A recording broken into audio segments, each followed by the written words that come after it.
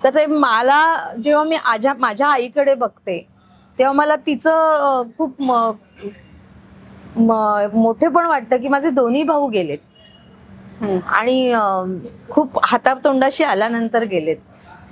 So अशा वेळेला माझी आईने कसं आणि माझ्या बाबांनी कसं सांभाळलं असेल आणि त्यांच्या डोळ्यासमोर आता फक्त मी होते. मग माझ्यासाठी त्यांनी सगळं 100% मला देऊन टाकलं. हा मला प्रेशर तेच आलं की यार दोघंही गेले मला, आणि शेवटी त्यांच्या वयाचे काही प्रॉब्लेम्स आहेत ना. हेच आई बाबा म्हणून मी एकंदर लसावी काढते तेव्हा मला कळते की त्यांनी माझ्यावर खूप मोठे उपकार केले. पण मी जेव्हा दैनंदिन जगण्यामध्ये त्यांच्या सोबत राहते तेव्हा त्यांच्या म्हातारपणाचे काही इश्यूज, त्यांच्या स्वभावातले काही दोष गुण प्रत्येकात असतात. ते जेव्हा मला फेस करावे लागतात तेव्हा मला मग भावांची आठवण येते, यार तुम्ही का गेलात यार, आपण तिघांनी म्हणून सांभाळलं असतं ना. पण मला ती एक खंत आहे मनामध्ये की मला ना त्या वयामध्ये माझ्या मुलांसोबत राहायचं होतं, त्यांच्यासोबत खूप गप्पा मारायच्या होत्या. मी एवढी गप्पिष्ट, मी दुनियेची गप्पा मारते आणि माझ्या मुलांशी मला गप्पा नाही मारता आल्या. ही एक खंत आहे. आणि मी या नाटक नावाच्या जादूनगरीत आले, तिथे मला खूप काही छान गमती जमती मिळाल्या, मोमेंट्स मिळाले, बक्षिसं मिळाली, लोकांचं प्रेम मिळालं. पण ज्यांना मी जन्म दिला त्या मुलांपासून मी जरा लांब गेले या नाटकामुळे आणि अभिनयामुळे. ती माझ्यातली आई थोडीशी त्यामुळे दुःखी आहे. नमस्कार मंडळी, मी श्रावणी विलास लकेश्री तुमचं मराठी मनोरंजन विश्वमध्ये स्वागत करते. निमित्त आहे वर्षाताईंना भेटण्याचं आणि महत्त्वाचं निमित्त आहे ॲक्च्युली आई दिवस येतोय आणि आई म्हटल्यावर सगळ्यांचा भावनिक आणि जिव्हाळ्याचा विषय आहे आणि त्याच्या संदर्भात गप्पा मारण्यासाठी मी वर्षाताईंना भेटले. हॅलो वर्षाताई, कशा आहात? मस्त, मी छान. खूप सुंदर दिसते आज. आता सेटवरती ऍक्च्युली आम्ही भेटलोय, बिचारांना खरंच वेळ नाही मिळते सध्या. सुंदर काय, आता मेकअप आत्ताच केलं त्यामुळे जरा बरी दिसते. विदाऊट मेकअप नाही हो. मेकअप आणि सुंदर म्हणजे म्हणतात चेहऱ्याचा सुंदर दिसणं वेगळं आणि मनाचं सुंदरता वेगळी. ती मनाची सुंदरता तुमची झळकते. खूप मोठं वाक्य बोलली आहेस तू. थँक्यू. मनाच्या सुंदरतेचं खूप वेगळं, म्हणजे तो वेगळा मंत्र आहे. माहित नाही मी मनाने सुंदर आहे की नाही, पण मला लोकांवर प्रेम करायला आवडतं. म्हणजे अगदी तुझ्या वयाच्या मुलींपासून तर म्हाताऱ्या बायकांपर्यंत जो कोणी भेटतो मला वाटेमध्ये त्याच्याशी गप्पा मारायला खूप आवडतात. मी गप्पिष्ट आहे. त्यासाठीच भेटलोय आपण खास. आता गप्पा मारूया. आई हा विषय आहे, तर आई खरंच हा भावनिक विषय आहे. तुम्हाला तुमच्या आईबद्दल काही बोलायचंय का? आईबद्दल बोलायचं म्हटलं तर आज मी उभी आहे, म्हणजे सगळेजण उभे असतात ते त्यांच्या आईमुळे. पण वयाच्या 60त, आता मी 59 वर्षाची आहे, ह्यामध्ये सुद्धा आई माझ्या पाठीशी उभी असणं ही वेगळी गोष्ट आहे. म्हणजे एक साधारण लग्न झाल्यानंतर मुलीच्या आयुष्यातून आई हे प्रकरण पहिले 2 मुलं होईपर्यंत असतं. मग नंतर मुलगी तिच्या संसारात रमलेली असते आणि आई तिच्या घरी असते. पण माझ्यासाठी आई माझ्या घरीच राहिलेली आहे, कारण मला भाऊ नाही आहेत, होते दुर्दैवाने गेले. त्यामुळे लग्नानंतर माझे आई बाबा माझ्या जवळच राहिले. सो माझं माहेर माझ्या सोबत आहे अखंड. त्यामुळे माझ्या आईनं माझा हा जो अभिनयाचा प्रवास आहे ना, तो तिने एक हाती तोलून धरला. आहो, म्हणजे माझी मुलं मोठी झाली, त्यांना खाऊ पिऊ घातलं, गरम गरम त्यांचं सगळं निगुतीनं केलं, दप्तरं भरली, त्यांचे अभ्यास घेतले. 7वी 8वी पर्यंत माझी आई तेव्हाची व्हर्नॅक्युलर फायनल चांगली तिची बुद्धिमत्ता अजूनही शार्प आहे, पुस्तकं वगैरे वाचते भरपूर. सो माझ्यासाठी आई हा विषय म्हणजे खूप मोठा आहे, जिने माझं घर सांभाळलं, माझ्या मुलांना सांभाळलं. सो मातृछाया टचूड अजूनही माझ्या शिरावर आहे. टचवूड. खरंच ही खूप मोठी गोष्ट आहे, कारण वयाच्या 60मध्ये सुद्धा आई सोबत असणं हे खरंच मोठं. आणि आता ती 85 वर्षाची तरी तुरु सगळं काम करत असते.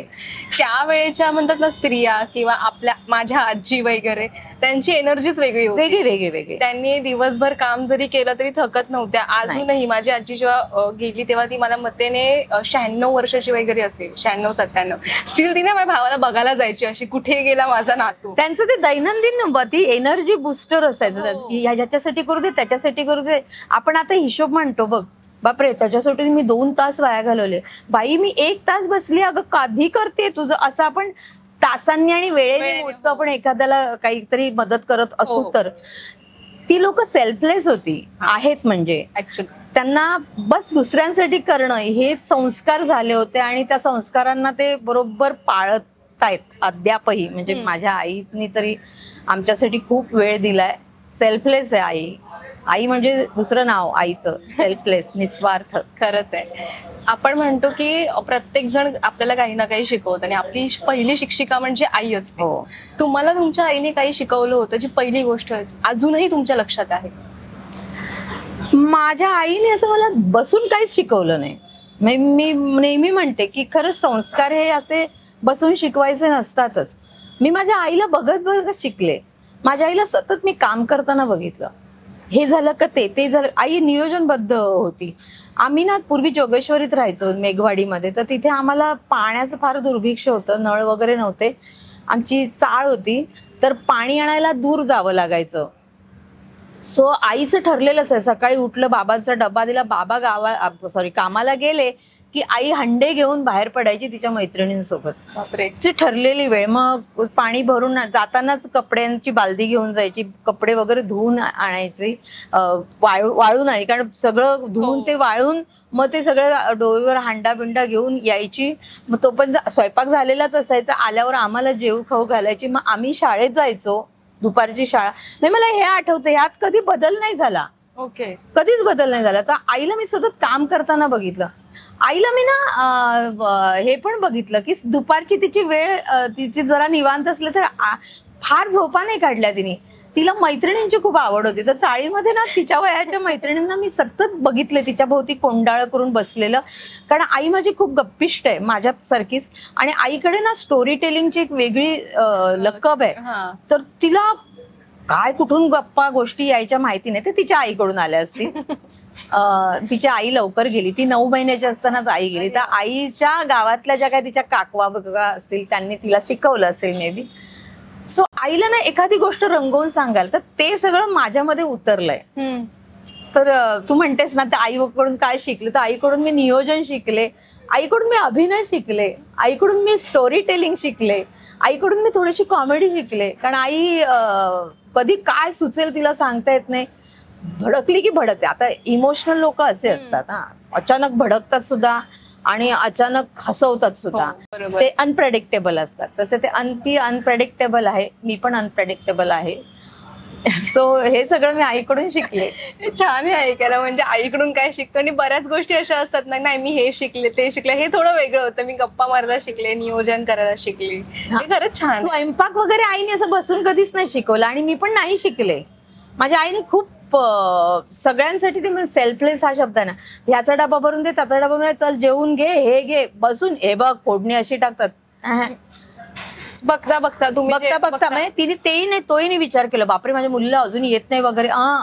ती इतकी गुंग असायची तिच्या कामामध्ये आणि तिच्या सगळ्या ह्याच्यामध्ये की ह्या गोष्टीत तिने जास्त मागे नाही लागली. अशी कानात तसं कधी नाही आजचं नका करत त्याचं असं नाही केलं. म्हणजे त्या काळात सुद्धा ते नाही केलं. उलट आता जास्त ते काम बाबा करायचे. ते एक जण करतं, ते बाबांनी केलं. बाबांनी म्हणजे फक्त म्हणजे थोडंसं रिस्ट्रिक्शन होतं आम्हाला, जास्त लोकांकडे जाऊन बसायचं नाही शेजाऱ्यांकडे, म्हणून मग आईकडे सगळ्या बायका यायच्या. कळलं तुला? सो तसे निर्बंध होते. बरोबर. त्या काळामध्ये ते होते गरजेचे. आता पण अजूनही आहे की यांच्याकडे जाऊ नको, त्यांच्याकडे जाऊ नको, हे खाऊ नको, ते खाऊ नको. पण थोडं प्रमाण थोडं कमी झालंय. पण ते कधी कधी वाटतं ते रिस्ट्रिक्शन चांगले पण असतात. आपल्याला सवयी तेव्हा अक्कल नसते ना आपल्याला, तर ती अक्कल आपल्या आईबाबांना असते. बरोबर. त्यामुळे आता माझी मुलं मोठी झाल्यानंतर मला कळतं की नाही यांचे हे निर्णय चुकले, आपण हे सांगायला पाहिजे. पण शेवटी काय आहे ना, एका वयाच्या विशिष्ट वयाच्या पुढे गेले की आपण कुणालाच काही सांगू नये, कारण ते समोरचं ऐकत नाही. ते आहेच. तुम्ही आता जसं म्हणालात की ऐकून हे शिकवण मिळाली, पण एक कॉम्प्लिमेंट मिळते ना, आणि ते आपल्याला खूप आठवणीत राहते की माझ्या आई वडिलांनी मला ही कॉम्प्लिमेंट दिली आणि मला इतकी आवडली. आणि ती छोट्या गोष्टींपासून का होईना ती छान वाटते आणि ती लाईफ टाईम लॉंग असते, ती लक्षात राहते. ती कुठली असेल? माझ्या आईकडून मला मिळालेली. आईने मला कॉम्प्लिमेंट दिलेली.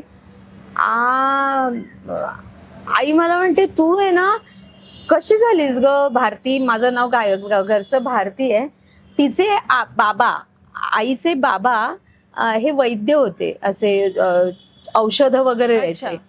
आणि त्यांना ना जुन्या गोष्टी, जुना नाटकं, जुन्या कथांची पण आवड होती. तर त्याच्यानं आई मला नेहमी म्हणते की हे तुझ्याकडून कुठून आलं, तू इतकी पुस्तकं वाचतेस, तू लिहू बघतेस. कारण माझ्या बाबांकडे असं काही परंपरा नाहीये. माझ्या बाबांकडचे लोक खूप साधे. म्हणजे आईकडचे जे बाबा, आईचे बाबा होते ना, त्यांच्यात हे गुण होते. सो ते आई म्हणते तुला ना त्यांच्याकडनं हे सगळं आलेलं आहे. तर मला खूप आनंद होतो तू जेव्हा हे सगळं करतेस. तर मी जे करते ते माझ्या आईला आवडतं. ह्यासारखी गोष्ट, चांगली गोष्ट नाही ना. तर माझं हे लिहिणं, लिहून बघणं, मी काही लेखिका नाहीये, की माझं हे नाटक करणं, अभिनय करणे, ह्या सगळ्या चाचपडून बघत बघत मी इथपर्यंत आले. मला कुठेच दावा करायचा नाही की मी फार हात आभाळाला पोचले माझे, पण मला ना हे सगळं करून बघण्यात खूप गंमत वाटते. आणि पुस्तकं वाचून बघायची, त्याच्यात अर्थ शोधायचे, काय असं सगळं. तर आईला ते खूप आवडतं माझ्या, की माझं हे जे जगणं आहे ना, तू किती फोकस्ड राहिलीस. वा.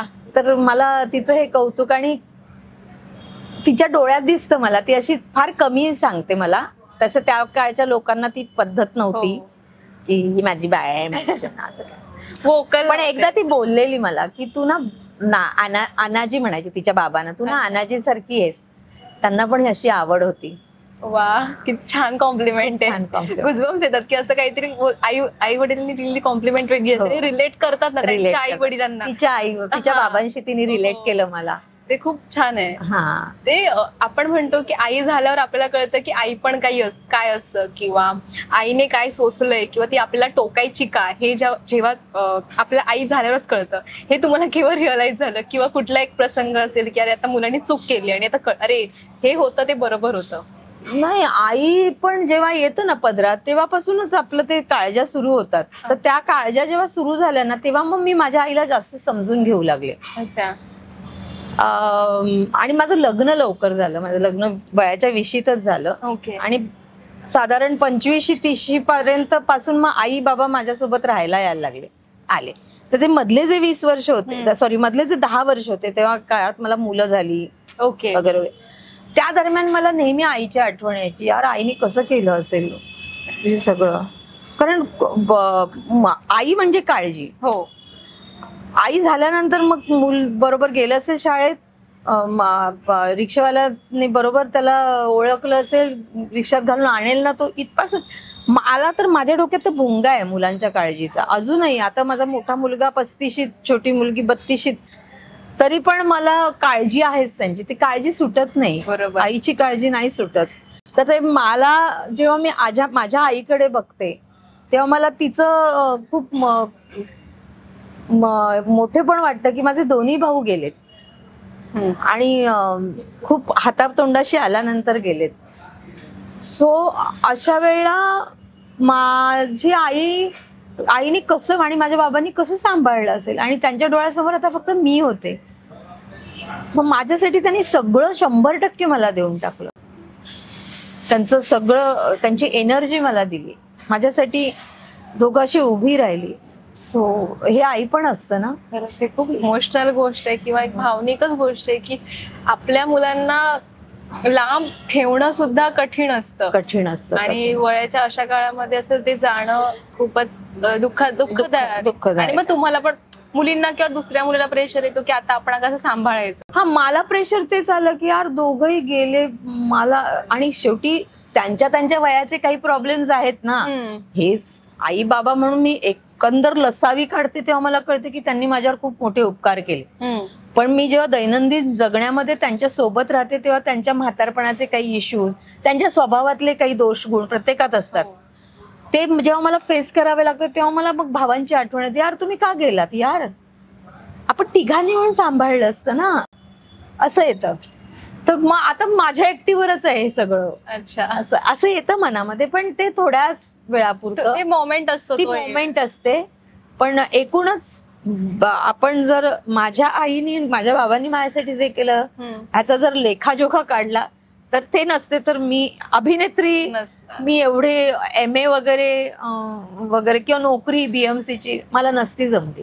पण खरंच खूप मोठी गोष्ट आहे की तुम्ही इतकं फेस करून सुद्धा तुम्ही एक अभिनेत्री म्हणून उभ्या आहात आणि लोकांचं एवढं प्रेम आहे. माहिती करत राहते, काम नाही, मिळत पण जातं, खरंच काम मिळत जातं. खरंच आहात. म्हणजे छान वाटतं एखाद्या स्त्रीला असं एवढ्या पदावर किंवा कुठेही बघताना आणि काम करताना, कारण प्रत्येकाच्या लाईफमध्ये इश्यूज असतात आणि ते त्या हँडल करत येत असतात. म्हणून मला एक वेगळा रिस्पेक्ट आहे स्त्रींसाठी आणि स्वतः सुद्धा असल्यामुळे ते एक वेगळं असतं. पण आता तुम्ही जेव्हा मुलं वाढत होती, सगळ्या गोष्टी हँडल होत होत्या, तर ते वाढत असताना एक डिस्टन्स मेंटेन होतो. आणि गेल्या इंटरव्ह्यू मध्ये पण तुम्ही बोललेलात, मुलं असतात ना ती एक शाळेपुरती, नंतर शाळा सुटली की मुलं सुद्धा सुटतात, ते त्यांच्या कॉलेजमध्ये त्यांच्या लाईफमध्ये बिझी होतात. सो एक मोमेंट येतो की इमोशनल होतो आपण स्वतः, तेव्हा तुम्ही काय करता? बऱ्याच स्त्रियांना पडलेला प्रश्न आहे हा. माझं ना, मला ते एक दुःख आहे मोठं की मला माझ्या आयुष्यात नाटक अभिनय उशिरा आला. म्हणजे मी 34 वर्षाची होती तेव्हा पहिलं नाटक केलं. ओके. मी 34 वर्षाची होती तेव्हा माझा मुलगा आहे ना, मोठा मुलगा, हा काहीतरी 13 वर्षाचा होता. ओके. कारण लवकर झालं ना, 13 वर्षाचा, आणि मुलगी काहीतरी 9 वर्षाची 8 वर्षाची होती. तर त्या अडनिड्या वयात मी घराबाहेर पडली नाटक करायला. आणि माझं करिअर असं झालं, मी सुरू केलं 99ला आणि ते सुरूच राहिलं, ते अद्याप सुरूच आहे. म्हणजे मी घरी थांबले नाही. मला देवदयाने खूप कामं मिळत गेली आणि मला ना, मी माझ्या मुलांना नंतर वाढताना नाही बघितलं. अच्छा. ते माझ्या आईने सगळं केलं, आई होती म्हणून मी केलं सुद्धा ते बाकीचं. पण मला ती एक खंत आहे मनामध्ये की मला ना त्या वयामध्ये माझ्या मुलांसोबत राहायचं होतं, त्यांच्यासोबत खूप गप्पा मारायच्या होत्या. मी एवढी गप्पिष्ट, मी दुनियेची गप्पा मारते आणि माझ्या मुलांशी मला गप्पा नाही मारता आल्या. ही एक खंत आहे. आणि मी या नाटक नावाच्या जादूनगरीत आले.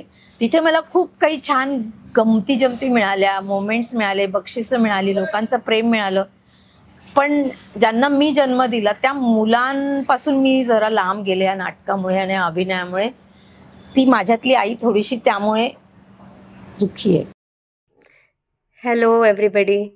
सर्वप्रथम हॅपी मदर्स डे टू आई and happy mother's day to everybody. आईबद्दल 2 शब्द तर नाही बोलू शकत मी, कोणीच नाही बोलू शकत स्वतःच्या आईबद्दल, फक्त 2 शब्द, कारण हा इतका मोठा प्रवास आहे.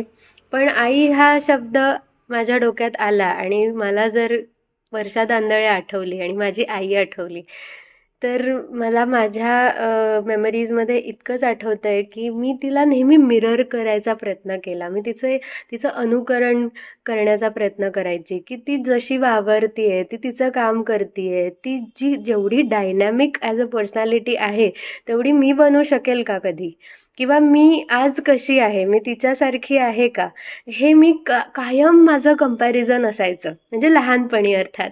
आणि आता पण काही बाबतीत she is my solution to all the problems. If I have a problem, पहिला कॉल आईला जाणार आहे.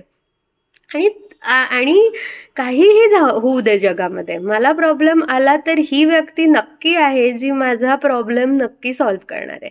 So she is a very solution oriented person. ती कधीच एखाद्या प्रॉब्लेमला घेऊन रडणारी नक्कीच नाही आहे.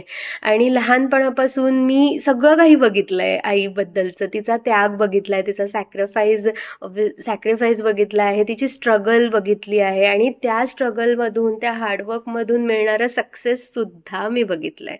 आणि I am so glad and grateful की मी ते सक्सेस पण बघितलं आहे. त्यामुळे माझी बिलीफ सिस्टम स्ट्रॉंग आहे की तू मेहनत घे, तू हार्डवर्क कर, तू स्ट्रगल कर, तू ऑनेस्ट राहा, तू प्रामाणिक राहा तुझ्या कलेशी, तुझ्या कामाशी, आणि तुझ्या दारात सक्सेस आहे. आणि हीच माझी संकल्पना आहे. आणि आय थिंक हा संस्कार मला खूप अर्ली चाइल्डहूडपासून मिळाल्यामुळे, म्हणजे मला आणि दादाला अर्थात, so we are both of us are very sorted in that. म्हणजे जे काही आमच्या पर्सनल लाईफमध्ये आहे, तिच्या लाईफमध्ये आम्हाला प्रॉब्लेम्स नाही दिसत. आम्हाला प्रॉब्लेम्स दिसतात पण मग आम्हाला त्याच्या पुढचं सोल्युशन हे खूप नेहमी मोठं दिसलंय. ती आमच्यासाठी एक तो मॅग्निफाईंग ग्लास होती when it comes to solutions. आणि सो त्याच्यामुळे एकच गोष्ट सांगेन की आई, तू आम्हाला फाईट करायला शिकवलाय, तू आम्हाला फाईट मारायला शिकवलं. म्हणजे कुठचीही सिच्युएशन असू दे, जगाच्या पाठीवर काहीही होऊ दे, मला माहिती आहे याच्यातनं बाहेर कसं पडायचंय, मला माहिती आहे या चक्रव्यूहातनं बाहेर कसं, हे आम्हाला आईच्या पोटातूनच लिटरली समजलं आहे. सो येस, एवढंच मनापासून तिचे धन्यवाद, त्या माऊलीचे धन्यवाद. आणि आय थिंक प्रत्येक आई अशी असते, आपल्या मुलाला ती फाईट करायला शिकवते. पण मी लिटरली अनुभवलंय आणि तेच मी सांगेन, she is a dynamic lady and she can handle everything.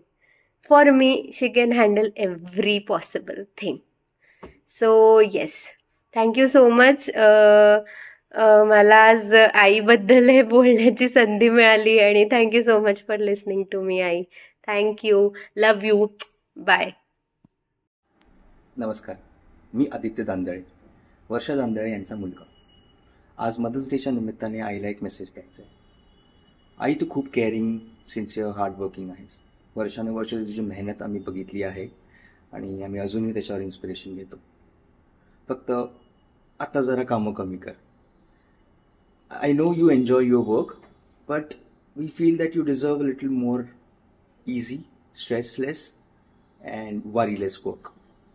ना, happy mother's day. Wish you all the success and piece.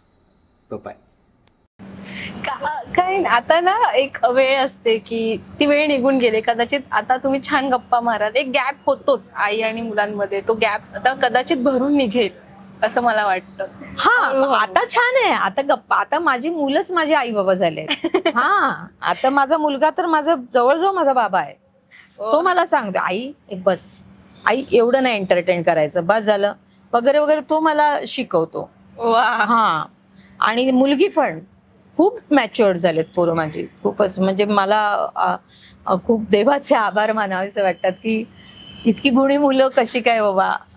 खूपच गुणी आहेत. बोलणं त्यांचं, त्यांना आजूबाजूच्या, आणि तुम्ही सगळी मुलं आता ह्या जनरेशनची, तुम्हाला खूप जाण आहे. तुमच्या वयातल्या आम्ही होतो ना, तेव्हा आम्ही थोडेसे भरकटलेले होतो. आम्हाला हे सगळं नवीन नवीन मिळालं होतं. तर हे ग्रॅब करू का ते ग्रॅब करू असं होतं आणि गोंधळ झाला होता मनाचा. तर तसं गोंधळ आत्ताच्या मुलांमध्ये नाहीये. ते स्टेबल आहेत. हे मला जमतं, हे मला नाही जमत, हे त्यांचं ठरलेलं आहे. म्हणजे नाही जमत तिथे ते फिरकत वगैरे नाही. म्हणजे माझी दोन्ही मुलं अशी आहेत, स्ट्रेट आहे, ऍक्च्युली वोकल आहे, किंवा गोष्टी लवकर समजल्या कारण सुद्धा त्या लवकर इंट्रोड्यूस झाल्या. आताच्या काळामधल्या मुलांना त्या लवकर इंट्रोड्यूस झाल्या आणि तुमच्या काळामध्ये त्या खूप उशिराने इंट्रोड्यूस होत होत्या. आणि आमचं कसं, शेवटी ना जनरेशनचा फरक असतो. आम्हाला आमच्या आईबाबांनी कसं वाढवलं, आमचं पण आमच्या आईबाबांना, आमचा काळ असा होता की इथे बस, इथे बसू नको, इथे बोल नको, सतत कॉन्फिडन्स किती खच्ची होईल असं वातावरण तेव्हा होतं. त्यामुळे आमचा कॉन्फिडन्स आमच्या 35 पर्यंत वाढला नाही ग. बरोबर. मी जेव्हा नाटकात नवीन आलेल तेव्हा पण माझे खूप किस्से आहेत. त्याचा तुला वेगळा इंटरव्ह्यू करावा लागेल.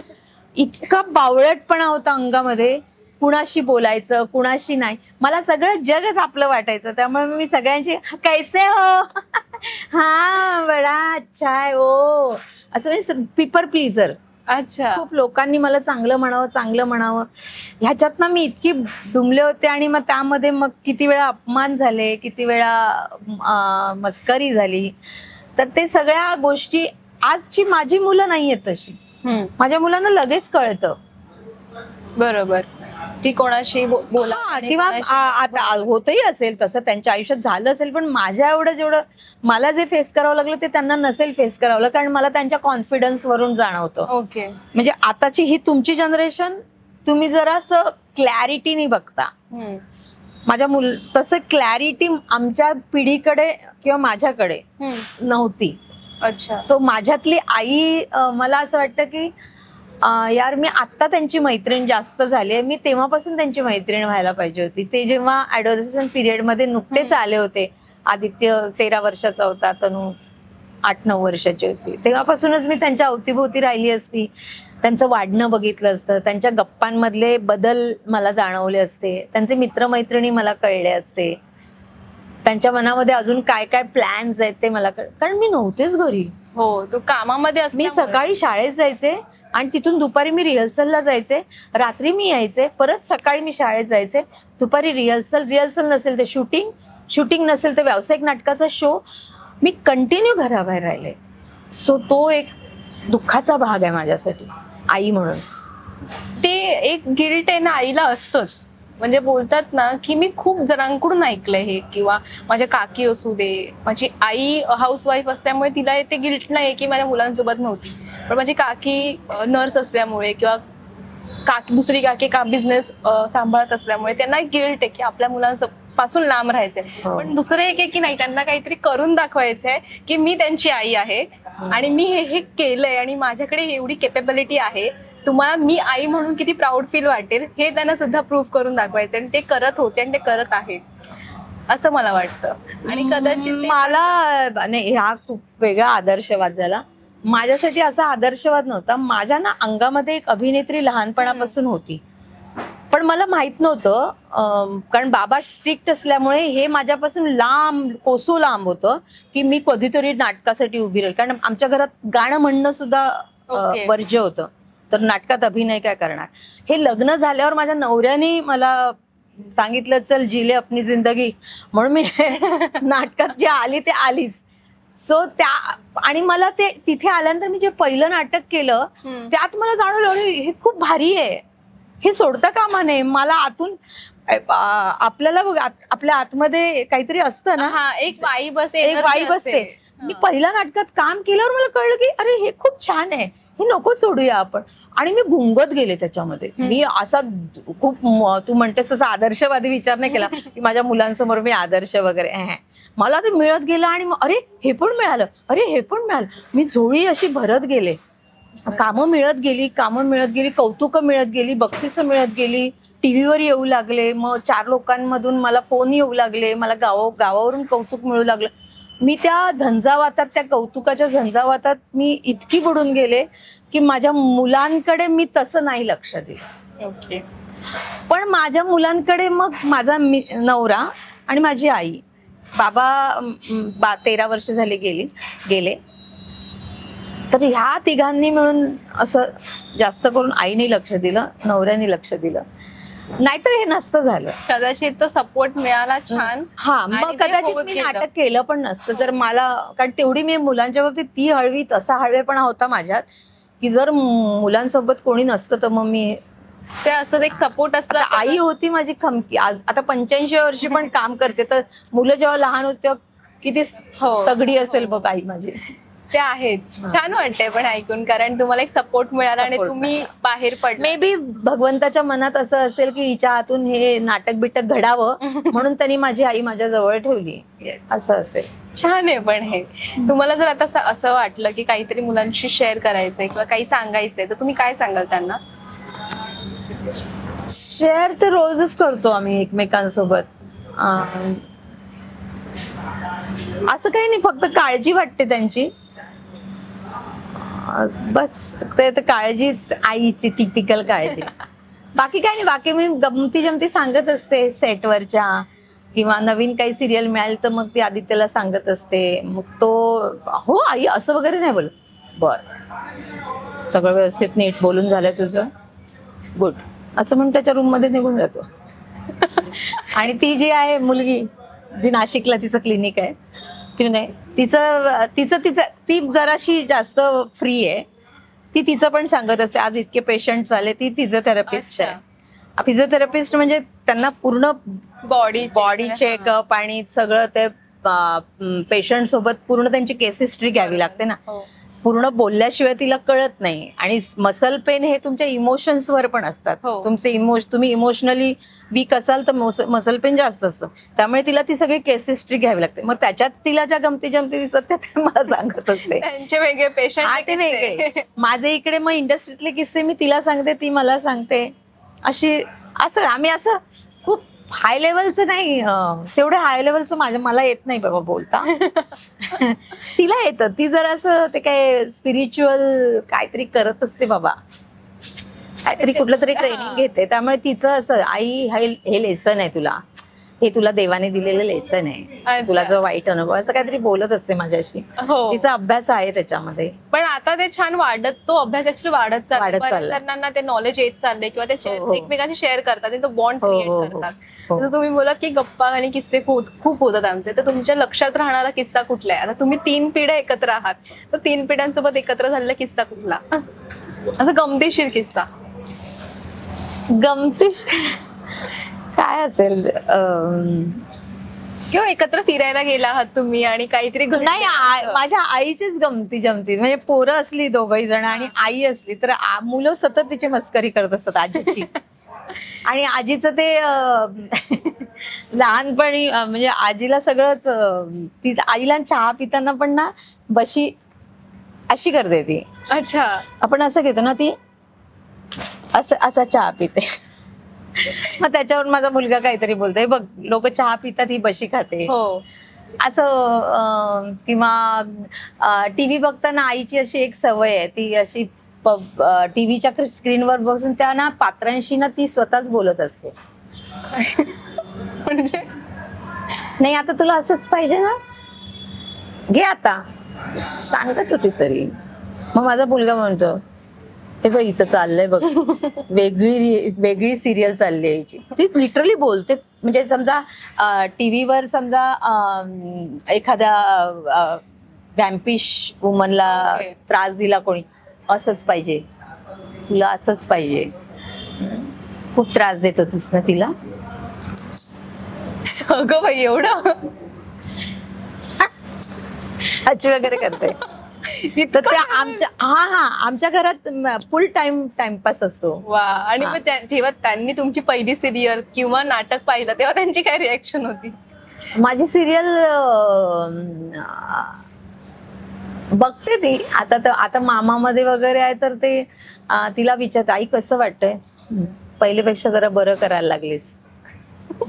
माझ्यासोबत माझं सांगताना ती खरं सांगते. म्हणजे खरं म्हणजे ते तिला कळत असणार एवढं, कारण आमच्या घरात ना सिनेमाचं खूप वेड आहे. अच्छा. आमच्या बाबांना ना सवय होती, पगार झाला की 1 तारखेला आम्हाला एक सिनेमा त्यांच्या आवडीचा.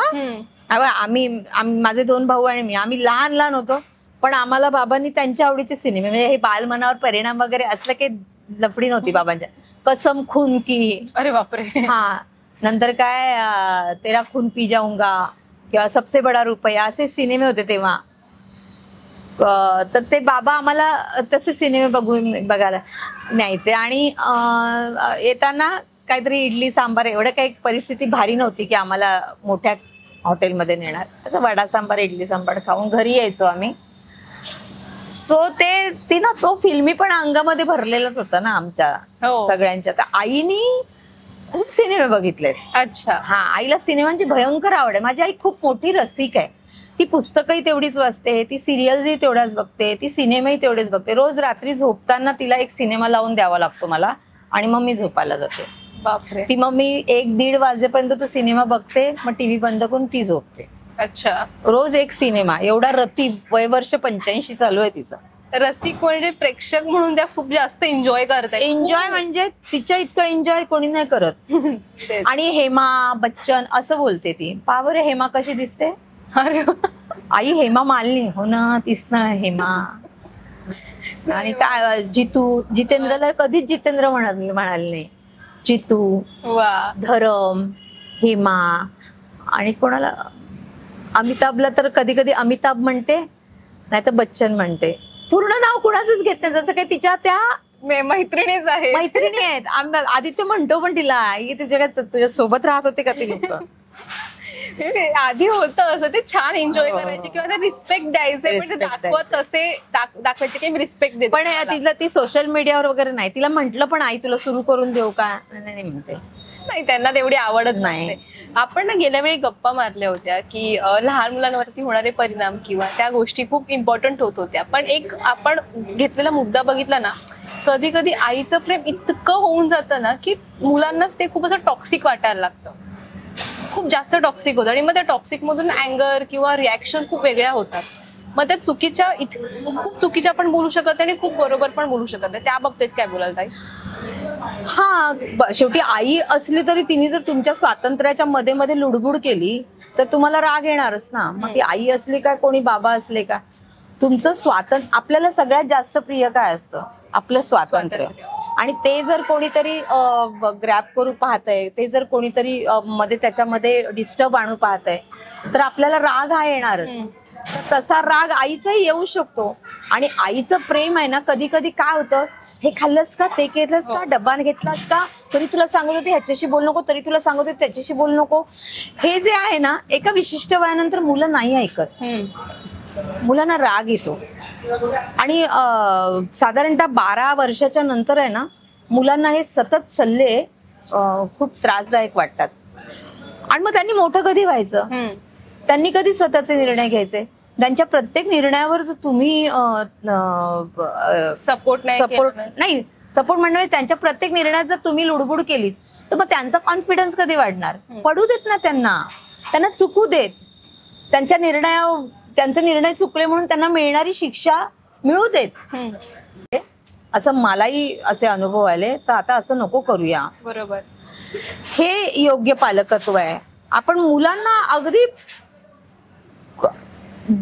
काय सकाळ झाल्यापासून आपण त्याला उठलास चल दात घास, चल अरे नीट घास, अरे असे काय घासतो, अरे असे घास, किंवा असे काय घासतो असे घास, तर तू डोळे नीट धू, अरे पाणी मार, तोंडात पाणी धर आणि मग मार. हे काय, काही काही बायका खूप असं दूध पिऊन घे, तू हे खाऊन घे, सतत त्याचा अभ्यास झाला का, मग ते कालच्या होमवर्कचं कम्प्लीट केलंस का, ते चित्र काढलंस का. त्या मुलाला श्वास तर घेऊ द्या आणि त्याला निर्णय घेऊ द्या ना. आणि नाही केला अभ्यास तर त्याला शिक्षा पण मिळू देत शाळेमध्ये. हा त्याला तुम्ही फिरवा. ऍक्च्युली त्याला तुम्ही वेगवेगळ्या अनुभवांमध्ये न्या, नातेवाईकांकडे न्या, एखाद्या गेट टुगेदर मध्ये न्या, बागेत न्या. लहान मुलं असतील तर फुलं फुलताना बघू देत, झाडं बघू देत, पक्षी बघू देत, प्राणी बघू देत. ते चित्रातलं हे दाखवतात, क्रो कशाला मेले, दाखव ना बाहेर जाऊन क्रो. आणि त्यात तू म्हणतेस क्रो, ते बाहेरची पोरं म्हणतात कावळा, आणि हा काहीतरी वेगळंच बोलतो. म्हणजे तू एवढंच बाळ किती कन्फ्युज होऊन जातं ना. बरोबर, इन्सिक्युरिटी पण वाटते आईच्या, की मुलगा जरा कुठेतरी बाहेर गेला किंवा कुठे मैत्रिणीसोबत फिरायला गेला, मित्रासोबत फिरायला गेला, मग ती काळजी होते की नको जाऊ नको. आईला असं वाटतं की नाही कुठेतरी एक डिस्टन्स होत चाललाय, आणि त्या डिस्टन्स कमी करण्याच्या नादामध्ये तो वाढत जातो. अगदी अगदी अगदी. आणि मुलं इरिटेड होऊन जातात. आणि बघ ना, 16-17 वर्षाच्या नंतरची मुलं घरी मग थांबत नाहीत. हो बरोबर, झालं सुरू हिचं. हो. आणि आई तिथून जे दुःखी व्हायला सुरुवात होते ना, मग तिथून आईचं रडणं सुरू होतं, माझ्याशी माझा मुलगा बोलत नाही, मुलगी बोलत. हे दुष्टचक्र आहे. आणि हे आताच्या पिढीमध्ये फार वाढत जाते. आधी कन्व्हर्सेशन व्हायचं बिकॉज लहान वयात लग्न व्हायचे. नाही हे पिढ्यानपिढ्या चालू आहे. ज्या पालकांची शहाणीव चांगली आहे, ज्या पालकांचा समजूतदारपणा चांगला आहे, त्यांच्या घरात हे आई मुलाचं नातं हे छान राहिलंय. पण ज्या घरामध्ये पालकांचा हस्तक्षेप जास्त आहे त्या घरामध्ये ते वाढत चाललंय. त्यांना त्या फार कळत नाही गोष्टी. कारण आपण म्हणतो ना, शेवटी आई ही काही जास्त मोठी शिकलेली किंवा तिला जास्त नॉलेज असं नाही, ती पण एक माणूस आहे. ती माणूस आहे, तर तिचं माणूस पण मुलांनी पण सांभाळून घेतलं पाहिजे. कारण ते आई आहे म्हणून मग तिने मला आल्या जेवण दिलं पाहिजे, किंवा तिने झोपलं नाही पाहिजे, मला डब्यात तू बाकीच्यांचे आया कसं देतात, अशा अपेक्षा असतात मुलांच्या. तर प्रत्येक शेवटी काय असतं ग, तुम्ही मनात तुमच्या प्रेम आणि विश्वास पाहिजे ग. आईचा मुलावर विश्वास आणि प्रेम पाहिजे, मुलाचा आईवर प्रेम आणि विश्वास पाहिजे. बस ह्या दोनच गोष्टी तुमची नाती नीट करतात. खरंच छान बोलता तुम्ही. कारण तुम्ही दर प्रत्येक गोष्टीमध्ये तुमचा काही ना काही एक संदेश असतो, तो मिळूनच जातो आपोआप डिरेक्टली. हा ना, कारण मग काय होतं, माझा इगो, माझं काम, मी जिथे मी आलो, मग आईचा मी असू दे की पोराचा मी असू दे, काही व्हॅलिड नाही राहत. तो तुम्हाला तुमचं लाईफ बर्बाद करून टाकतो. त्यापेक्षा प्रेम करा यार. घर मिळत नाही सगळ्यांना, घर मिळत नाही. हो, सगळ्यांना आई पण मिळत नाही, बाबा पण मिळत. ज्यांना नाही आहेत त्यांना काय दुःख असेल त्यांचं त्यांना माहिती. पण मग ज्यांना आई बाबा मिळालेत, घर मिळालंय, जपूया आपण एकमेकांना. जपलं पाहिजे. हो, जपलंच पाहिजे. जपलं पाहिजे वरती तुम्हाला काही म्हणजे असं जाता बोलायचंय का? कारण गप्पा खूप छान होत आहेत, पण आपल्याकडे तेवढा पुरेसा वेळही नाहीये, त्यामुळे नाही, जपलं पाहिजे म्हणजे पहिले स्वतःला जपा. स्वतःला जपावं लागतं. मी सगळ्यांसमोर जर मी पीपल प्लीजर पणा जो आहे आपला, लोकांना नेहमी गोड गोड गोड गोड बोलून, मला जे काही वाटतं ते पहिले स्वतःला विचारा, स्वतःला जपा. स्वतःला जपताना तुम्हाला आपोआप एक नुस्खा मिळेल. जो स्वतःला जपतो त्याला दुसऱ्यांना जपता येतं, कारण जपण्याचं महत्व त्याला जास्त माहित असतं. म्हणून स्वतःचा सेल्फ रिस्पेक्ट, स्वतःला छान ठेवणं, आनंदी ठेवणं, ज्यात आनंद वाटतो तो ते करा. येस. आई म्हणून मला असं वाटतं की आई म्हणून मी जेव्हा खुश असते तेव्हा माझी मुलं मला माझ्या चेहऱ्याकडे बघून खुश असतात. बरोबर. मी ज्या दिवशी तोंड पाडून असे त्या दिवशी माझा मुलगा, माझी आई, जी माझी आता मुलगी झाली आहे, 85 वर्षाची ना, आता माझी आई माझी मुलगी झाली आहे. आणि माझी आई अजून नाशिकला, ती माझी मुलगी, जी माझी मुलगी ती माझी आई आहे, ती मला रोज विचारते किती वाजता झालं पॅकअप, खाल्लंच की नाही, सेटवर काही घेऊन जात असतं की नाही, ही ती मला आईसारखं सांगत असते. सो हे जे कनेक्शन आहे खूप गोड आहे की नाही. हो, हे याला म्हणतात जपणं एकमेकांना, दुसरं काय. खरंच छान वाटतंय ताई, खरंच छान वाटतंय गप्पा मारायला. आणि तुम्हाला जाता जाता प्रेक्षकांना काही सांगायचंय का, की आता आई दिन येत आहे त्या निमित्ताने काही सांगायचंय का? आई म्हणजे प्रेम ना, आईचं दुसरं नाव प्रेम आहे ना. तर स्वतःतली आई जपा. भले तुम्ही बायोलॉजिकल आई नसाल झाला, लहान असाल किंवा मोठ्या असाल, तुम्ही बायोलॉजिकल आई जरी नसाल झाला तरी प्रत्येकाच्या आतमध्ये आई असते. मग तो पुरुष असू दे की ती बाई असू दे, त्या आईला जपा. म्हणजेच त्या तुमच्या आतल्या प्रेमाच्या झऱ्याला जपा. आणि ते प्रेम जर तुमच्या मनामध्ये असेल तर तुम्हाला लोकांविषयी आत्मीयता वाटेल. ही आत्मीयता महत्वाची आहे एकमेकांना जोडण्यासाठी. आणि आपण जोडलेले राहू तरच जगू. तोडायला काय एक क्षण पण पुरतो नाही का.